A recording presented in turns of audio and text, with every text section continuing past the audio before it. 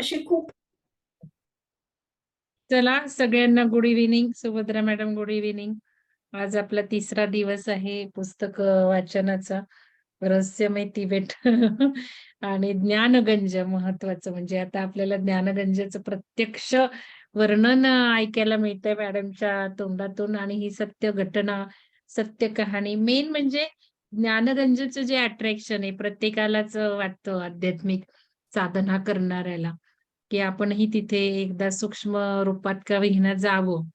तर खूप जणांची अशी इच्छा असते, पण ते इतकं सोपं नाहीये.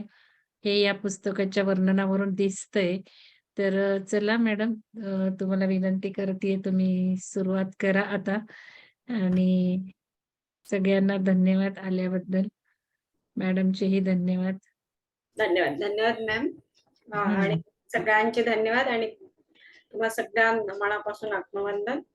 तर आपण एक 10 मिनिटं नाही पण 5 मिनिटं तरी आपण एक ध्यान करूया, कारण आजचा पाठ खूप मोठा आहे तसा, तर कव्हर करण्याला वेळ लागेल थोडा. तर त्यासाठी आपण एक 5 मिनिटं का होईना मौन ध्यान करूया. सगळ्यांनी सुखासनात बसा. दोन्ही हातांची बोटे एकमेकांमध्ये गुंफून मांडीवर ठेवा आणि हळुवारपणे सावकाशपणे डोळे बंद करा.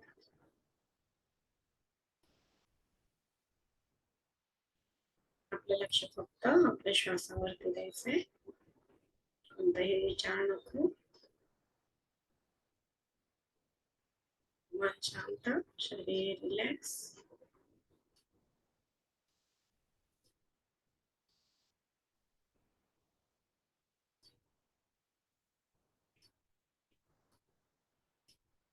स्वतःला फोन करायचंय.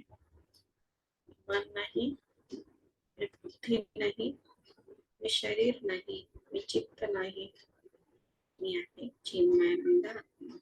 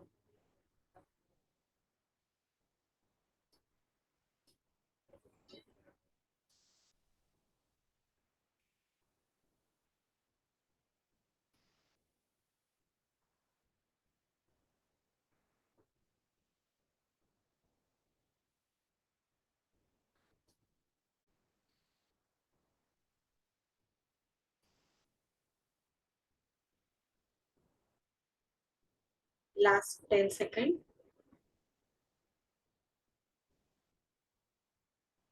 हळूहळू आता आपण ध्यानातनं बाहेर येऊया. 10, 9, 8, 7, 6. दोन्ही हातांची बोटे डोळ्यांवरती ठेवा. 5, 4, 3, 2, 1, 0. प्रकाशाचा आनंद आहे चेहऱ्यावरती एक स्मित हास्य ठेवत डोळ्यावरपणे उघडा. स्वतःला धन्यवाद द्या. युनिव्हर्सला धन्यवाद द्या मास्टर्स.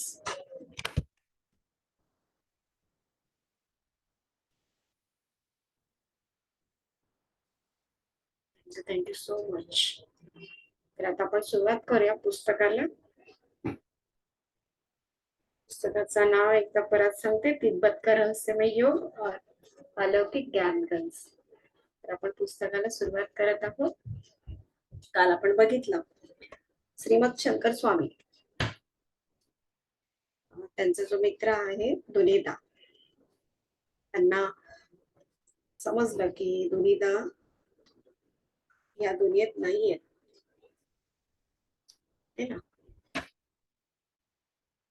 लामाजींकडून त्यांना कळलेलं आहे आणि त्यांना हेही सांगितलंय की तुम्हाला जर त्यांच्याशी मुलाखत करायची असेल तर तुम्ही पिलचू बाबाच्या ध्यान साधना मंदिर मध्ये जा आणि तिथे तुम्हाला दोन्ही बरोबर मुलाखत करायला मिळेल. तर आता आपण याच्या पुढचा भाग बघणार आहोत. हे जे पिलचू बाबा आहेत ते सुद्धा खूप दीर्घजीवी आहेत आणि त्यांच्या मदतीने सूक्ष्म यात्राने ते त्यांच्या मित्राशी संवाद साधणार आहेत. त्यांच्या मित्राच्या शवयात्रेत ते सहभागी होणार आहेत. असा सुंदर हा भाग आपण बघत आहोत. योग ऋषि लामा जी के परामर्श से दिव्य कैवल्य संध्या के समय मुझे पिलचू बाबा के साधना कक्ष में ले आए. वे तैयार चरण वंदना करके वे बैठा. वे बोले, प्रियजन के वियोग से महाराज अत्यधिक व्याकुल है. फिर से आप उन्हें देखना चाहते हैं. मेरे सहमति जताने पर दोनों आंखें बंद करके करने को कहा भोगों के मध्य दृष्टि रखिएगा. मैंने वही किया. अब लगा कि पिंचू बाबा ने मेरी नाभि पर हाथ रखा हुआ है और एक तरह की गुदगुदी करके मेरे मूलाधार को हल्के से दबाया. फिर लगा कि अपने कोमल हाथों की अंगुली से भोग में मध्य स्पर्श किया. अब ब्रह्मतालु में 2 बार हल्के से थपकी दी. सहसा देख रहा हूं कि मैं अपने भौतिक शरीर से बाहर आ गया. सुखासन में बैठा मेरा शरीर साधना कक्ष की दीवार से टिका हुआ है. अचानक एक अज्ञात शक्ति से धक्के से मन की गति से झारखंड के निमड़ी लोक सेवायतन आश्रम में पहुंच गया. वहां का वटवृक्ष कदम तला सब एक साथ देख रहा हूँ. अनेक लोगों का विलाप और शोकाकुल, अनेक मनुष्यों की भीड़ शांत होकर दुनिदा की मृतदेह के समीप आकर खड़ा हुआ. देखता हूँ दुनिदा स्वयं ही मलिन मुख से अपने मृत काया के बाजू में खड़े हैं. मुझे देखते ही बोले, ये सब क्या हुआ महाराज? मैंने कहा, और क्या होगा, जो होना था वही हुआ. देख तो रहे हैं अपने मृत काया. चकित होकर दादा बोले, ऐसा क्या? ये जो मैं जीवित खड़ा हूँ तो क्या इसी को मृत्यु कहते हैं? मैंने कहा, दादा अब सच में तो जीवित है लेकिन स्थूल शरीर से बाहर. अब आप अन्य माध्यम में हैं. ये अन्य जगत है. अब आप संसार के लिए मृत है.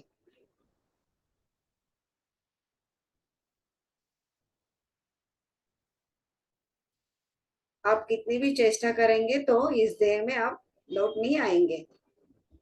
दादा बोले, महाराज तो क्या आप भी मृत्यु को प्राप्त हो गए? तिब्बत जाकर कुछ अनहोनी हुई क्या? मैंने कहा, नहीं. तिब्बत से लामा जी के कहने पर पिलचू बाबा ने मुझे आपस में भेंट करने भेजा है.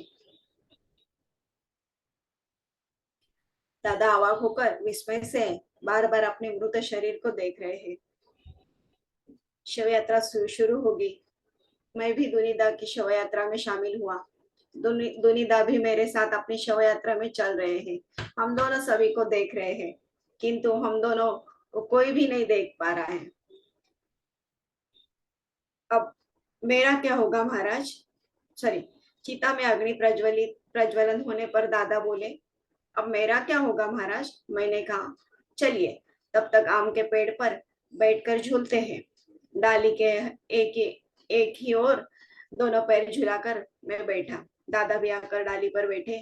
मैं बैठे दूसरी तरह से, दादा घुड़सवारी की तरह डाली के दोनों और पैर झुलाकर बैठे हैं। कहते हैं, महाराज इसे अन्यथा न लीजिएगा,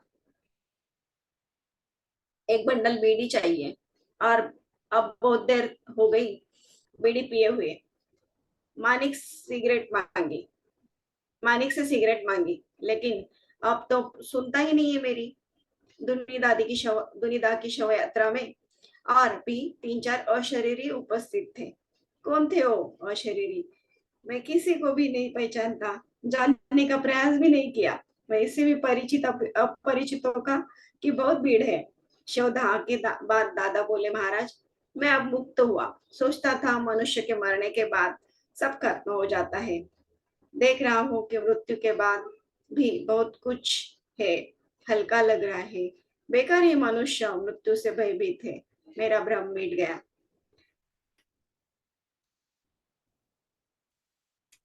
ओ मणि पद्मे हूँ, आंख मलते हुए देख रहा हूँ। पिलचू बाबा के समीप बैठा हूँ मैं। मंद मंद मुस्कुराते हुए पिलचू बाबा ने कहा, क्यों, दादा से मुलाकात हो गई? मेरे नम्रता पूर्वक चरण वंदना करते ही वे बोले, जाइए, बहुत रात हो गई, अपने शयन कक्ष में जाइए। कल के आयोजन के बारे में एक पूर्व सूचना देकर बताया कि आगामी कल बाबाजी महाराज इस मठ के अवतरण कर रहे हैं। इसके बाद वे धरती की सीमा को छोड़कर सौर मंडल के बाहर ध्रुव लोक में अवस्थान करेंगे। सॉरी, इसलिए हम सभी उनकी समवेत प्रार्थना कर रहे हैं। आपका सौभाग्य है, एक मरंजय दिव्यात्मा का दर्शन आपको भी होगा। अगले दिन यथा समय सुविशाल आश्रम, बाबाजी महाराज का अवतरण का हम लोग अभी चैप्टर देख रहे हैं। और दूसरे दिन का भी ये बात बता रहे हो। अगले दिन यथा समय में सुविशाल आश्रम प्रांगण में गुफावासी साधक, सन्यासी, लामा सभी उपस्थित थे। एक बार गगन भेदी टंकार की आवाज हुई। उसके बाद एक साथ सभी को दीर्घ श्वास में ओंकार ध्वनि से आकाश पाताल का प्रकंपन हुआ। ऐसा लगा मानो कि पूरा आश्रम स्पंदित हो रहा है। अब ध्वनि तरंगों की क्रमशः मंद मंद होते शांत शांत हुई। सब शांत। अब सभी ध्यान मग्न है। 300 से अधिक साधकों की उपस्थिति फिर भी इस मुहूर्त में नीरव विद्यमान है। गहन स्तब्धता। देख रहा हूँ इस गुप्त मठ में रहस्यमय तरीके से स्वच्छ बादल उतरकर आ रहा है। लगा जैसे कोहरा छा रहा है। साधक समाज की उपस्थिति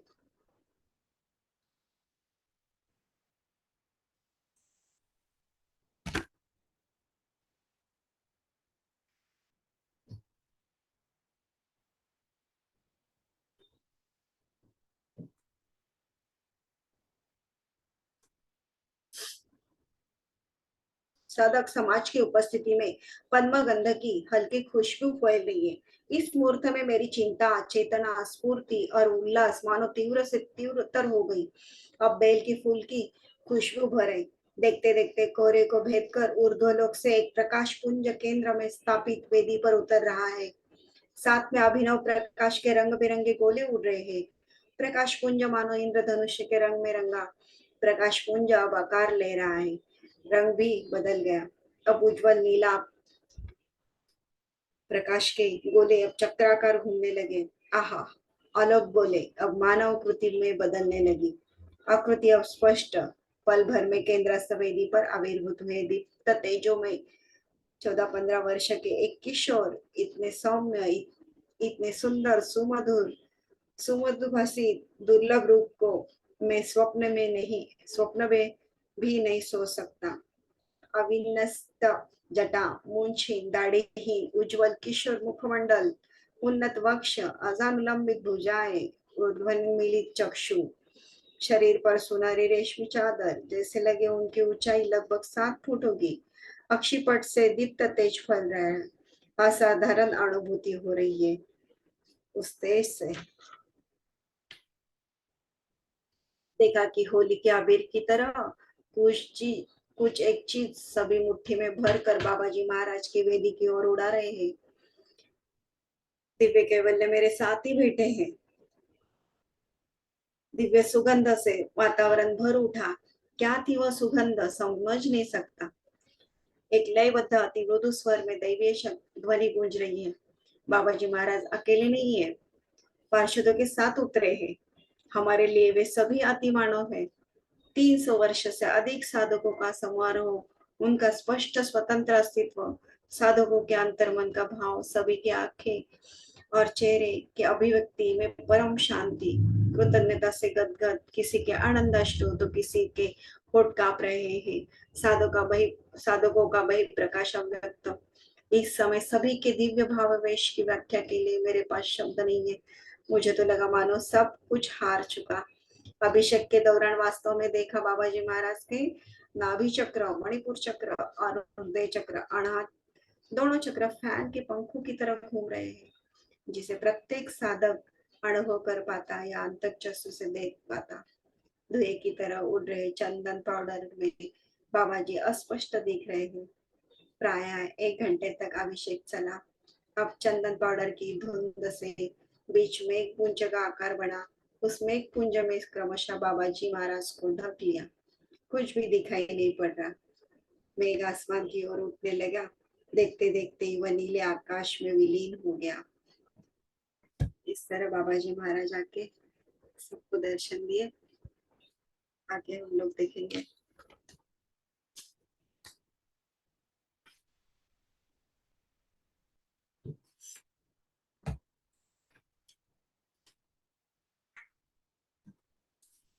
विद्युत स्पर्शानुभव।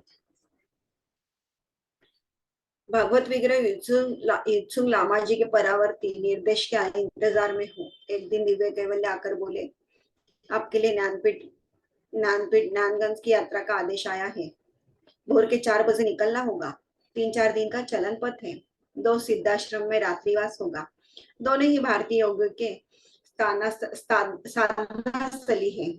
तीसरे या चौथे दिन ज्ञानगंज की परिधि में पहुंचेंगे। ज्ञानपीठ ज्ञानगंज दिव्य आत्माओं का आवास स्थल है। वहाँ महातपाजी के तत्ववधान में चल रही दिव्य आत्माओं की शोधन क्रिया, आत्मिक स्तर के उच्चांग योग की प्रयोगशाला है ये ज्ञानगंज। देखते देखते ही उस परिमंडल में आपके लिए प्रारब्ध और क्या अपेक्षा कर रहा है। घबराएगा नहीं महाराज, कारण आप अकेले नहीं है। भारत सीमांत तक छोड़कर आने की अवधि तक मैं आपके साथ ही हूँ।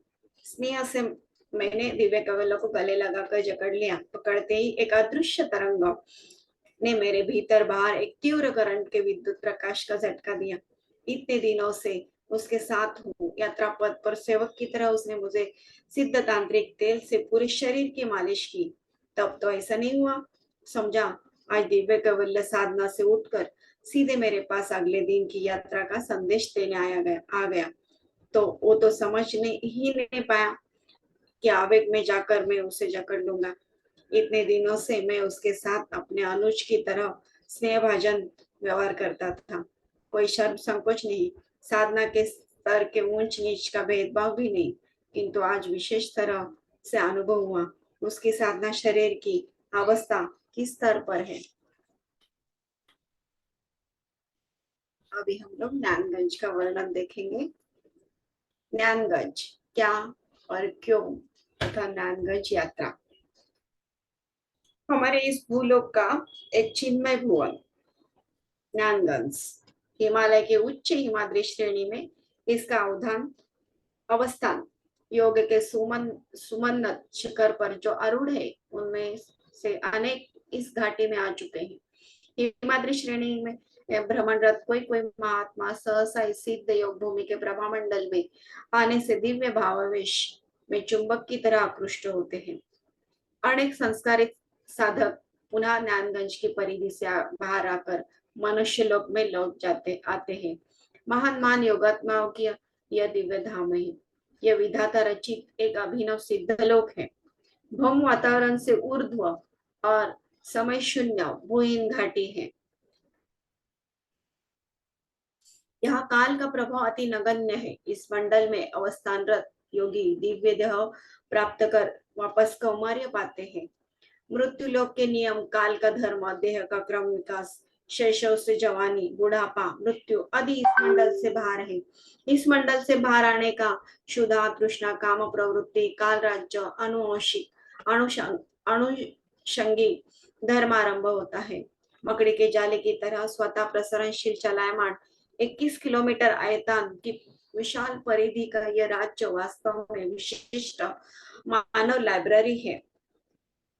वैदिक काल का आविष्कार है ये ज्ञान गंज।